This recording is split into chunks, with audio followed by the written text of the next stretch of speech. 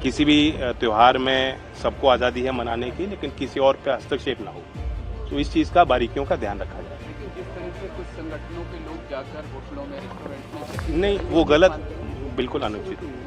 तो आप तो सरकार का हिस्सा है उत्तर प्रदेश। मैं कह रहा हूँ ना आपके पास, कहीं ना कहीं सर देखो बिखराव कुछ स्टूडियो में हो रहा है। अभी आप रिजल्ट आ जाने दो, बिहार में पता लग जाएगा क्या नतीजा आएगा। सावन का महीना शुरू हो चुका है और कांवड़ यात्रा भी शुरू हो चुकी है। कांवड़ यात्रा के जरिए श्रद्धालु अपनी श्रद्धा दिखा रहे हैं, भक्ति भाव दिखा रहे हैं, लेकिन उत्तर प्रदेश में एक अलग ही नजारा देखने को मिलता है। कांवड़ यात्रा के दौरान कभी वाद विवाद हो जाता है तो कभी हाथापाई हो जाती है, कभी बाइक में आग लगा दी जाती है तो कभी दो पक्षों में झड़प हो जाती है। ये पहली बार नहीं है और कांवड़ यात्रा जरिया नहीं है, बल्कि कभी भी धार्मिक त्योहारों से जुड़े हुए कोई भी कार्यक्रम सड़कों पर देखे जाते हैं, तब उत्तर प्रदेश में खास तौर पर वाद विवाद देखने को मिलता ही है। और सवाल उठता है शासन प्रशासन पर, सवाल उठता है उत्तर प्रदेश की योगी सरकार पर। आखिरकार कैसी व्यवस्था है जब धर्म के नाम पर बांटने का सिलसिला उत्तर प्रदेश में शुरू धार्मिक त्योहारों के साथ हो जाता है। पिछले साल कांवड़ यात्रा निकली थी और कांवड़ यात्रा के दौरान एक बड़ा फरमान जारी किया गया था, एक बड़ा ऑर्डर निकाला गया था, एक फैसला लिया गया था। ये फैसला था कि कांवड़ यात्रा के दौरान हर दुकान वालों को, हर स्टॉल वालों को अपनी दुकान के आगे, अपनी रेहड़ी के आगे नाम लिखवाना होगा। यानी कि नेम प्लेट जरूरी है कि आप मुस्लिम पक्ष से हैं, आप किस समुदाय से हैं, ये जानना जरूरी हो जाता है, क्योंकि कांवड़ यात्रा है। ऐसे में उनकी श्रद्धा को भी भंग करने के लिए कुछ लोग शरारती तत्व कहें तो ये काम कर सकते हैं। उस दौरान सवाल ये खड़ा किया गया था कि आखिरकार नेम प्लेट ही क्यों लगवाया जा रहा है? क्या नेम प्लेट के जरिए आप दिखाने की कोशिश कर रहे हैं कि इन कांवड़ यात्रा के दौरान मुस्लिम पक्ष के लोगों की कोई जरूरत नहीं है? अगर उनके हाथ का या उनकी दुकान का कुछ खा लिया जाएगा तो वो आस्था भंग हो जाएगी। तो ऐसे में कई बड़े सवाल खड़े हुए थे और आरएलडी प्रमुख जयंत चौधरी ने विपक्ष का साथ दिया था, या कहें कि वो बोली थी जो विपक्ष बोल रहा था। विपक्ष ने खुलकर कहा कि हम नेम प्लेट के समर्थन में नहीं हैं, हम इसका पुरजोर विरोध करते हैं, हम इस ऑर्डर का विरोध करते हैं। वाद विवाद बड़ा था, तकरार बड़ी थी, लेकिन मुखरता के साथ जो सामने आया था वो जयंत चौधरी थे। भारतीय जनता पार्टी गठबंधन की सरकार में वो मौजूद हैं, केंद्रीय मंत्री हैं और जयंत चौधरी बीजेपी का बड़ा हिस्सा माने जाते हैं। लेकिन जयंत चौधरी ने उस वक्त भी नेम प्लेट का विरोध किया था और ये कहा था कि जब ईद या किसी और त्योहारों के दौरान सड़कों पर लोग उतरते हैं तो आप विरोध करते हैं, लेकिन जब कांवड़ यात्रा निकाली जाती है तब सुरक्षा के इंतजाम, तब सारी व्यवस्था आपको याद आती है। तो सीधा हमला योगी सरकार पर किया गया था और नेम प्लेट का विरोध किया गया था। एक बार फिर से जयंत चौधरी अपनी ही सरकार के खिलाफ नजर आ रहे हैं। एक बार फिर से जयंत चौधरी अपनी ही सरकार के शासन प्रशासन पर उंगली उठा रहे हैं। क्या कुछ जयंत चौधरी ने सरकार को घेरते हुए और साथ ही साथ पंचायत चुनाव को लेकर क्या कुछ कहा है, सुनिए जरा।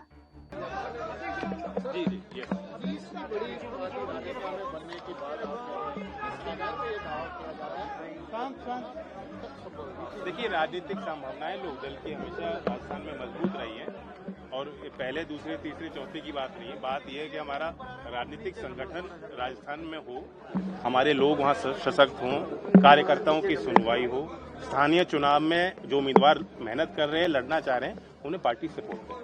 सर एक आपके यूपी में अगर देखा जाए तो राजभर साहब, अनुप्रिया पटेल, ये सब अलग अलग एनडीए के होने के बाद भी अलग अलग चुनाव लड़ रहे हैं पंचायत का। क्या एनडीए कमजोर नहीं होगी सर आपकी ऐसे करने से? नहीं, देखिए वहाँ पार्टी सिंबल पे स्थानीय चुनाव नहीं होते, जबकि राजस्थान में दूसरी व्यवस्था है। तो यूपी की पॉलिटिक्स फर्क है, राजस्थान की परिस्थिति अलग है। कांवड़ यात्रा चल रही है यूपी में, नेम प्लेट को लेकर लगातार अखिलेश यादव भी आरोप लगा रहे हैं। देखिए, कोई भी असुरक्षित नहीं महसूस होना चाहिए, किसी के साथ कोई बदतमीजी नहीं होनी चाहिए। उसके लिए लॉ एंड ऑर्डर की व्यवस्था कायम है, सब बराबर हैं। किसी भी त्योहार में सबको आज़ादी है मनाने की, लेकिन किसी और पे हस्तक्षेप ना हो। तो इस चीज़ का बारीकियों का ध्यान रखा जाए। लेकिन जिस तरह से कुछ संगठनों के लोग जाकर होटलों में, रेस्टोरेंट में चेकिंग, नहीं, वो गलत, बिल्कुल अनुचित। तो आप तो सरकार का हिस्सा है उत्तर प्रदेश। मैं कह रहा हूँ ना आपके माध्यम।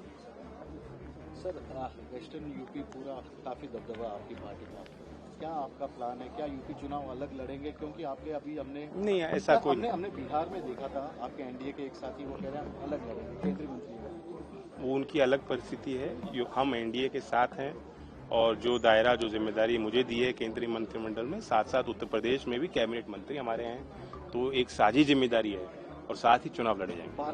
बात करते हैं, मजबूत है आपको लग रहा है? क्योंकि बिखराव नजर कहीं ना कहीं सर। देखो, बिखराव कुछ स्टूडियो में हो रहा है। अभी आप रिजल्ट आ जाने दो, बिहार में पता लग जाएगा क्या नतीजा है। पार्टी लड़ेगी चुनाव? बिहार में हम नहीं लड़ रहे। चुनाव नजदीक आ रहे हैं महाराष्ट्र में, और वो भाषाओं को लेकर विवाद चल रहा है, उस पर क्या कहेंगे? भाषाएं लोगों को जोड़ने का माध्यम है, अपनी बात कहने का माध्यम है।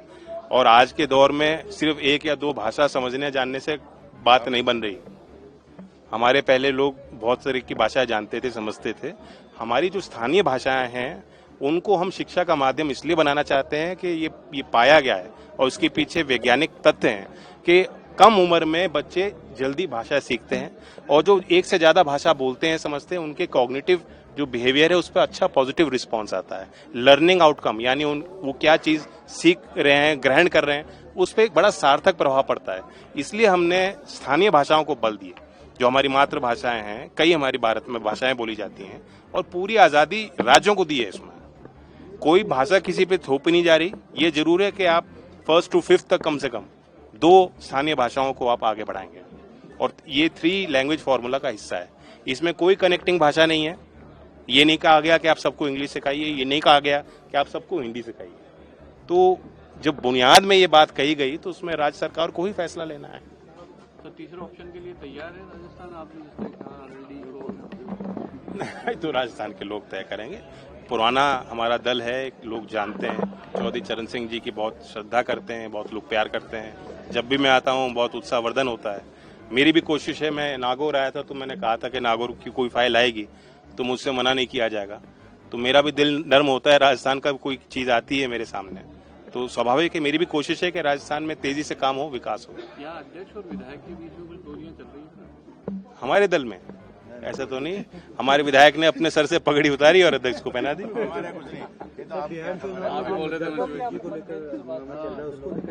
किसमें?